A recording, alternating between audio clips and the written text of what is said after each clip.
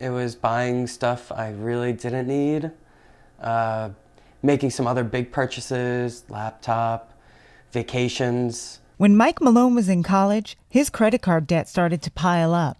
So he did what millions of Americans do: transfer the balance to another card. I had, at one point, 4 different credit cards with all near full balances on them. Malone got stuck on a revolving debt treadmill, one of the pitfalls of balance transfers. And then I would have 2 cards, and then I'd try it with a third, and it was a big mess, essentially.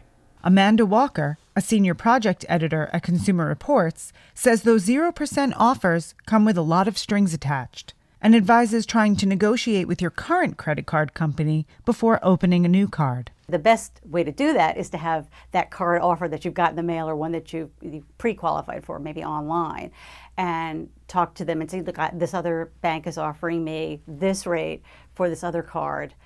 What will you match that? If you decide to open up a new card, you can use a calculator like this one, available at CreditCards.com, to help you compare offers. The ideal is to find a card you qualify for that will allow you a 0% term for the longest period of time. Some of them last up to 2 years, as much as 2 years now, or a year and a half is good. You have to know what your balance is, how long it's going to take you to pay it off at 0%. Can you do it in that time? You also want to look for a card that won't charge you for doing a balance transfer. They're very rare, but they do exist. Scott Gamm started his website, HelpSaveMyDollars.com, to educate college students about dealing with finances and credit.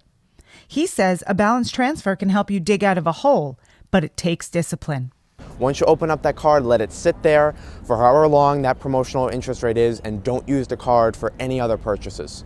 It's really important to keep your focus. So now that you have a lower interest rate, you can't forget about the debt. A lot of people will say, okay, my interest rate is lower, and then 6 months will go by, and now they're back to that sky-high interest rate, and they've done nothing during those 6 months to really take the proper steps to get out of debt. Malone recently moved all of his outstanding debt to a new card with 0% interest for 14 months. I figured out a good time plan for me to get well within the 14 months of it being paid off, and actually it should be another, if everything goes according to plan, another 6 months or so.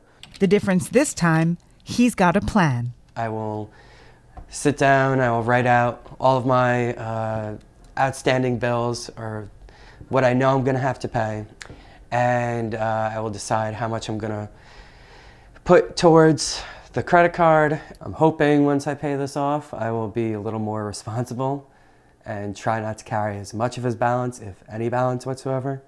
I've definitely learned from the past mistakes to not do that anymore.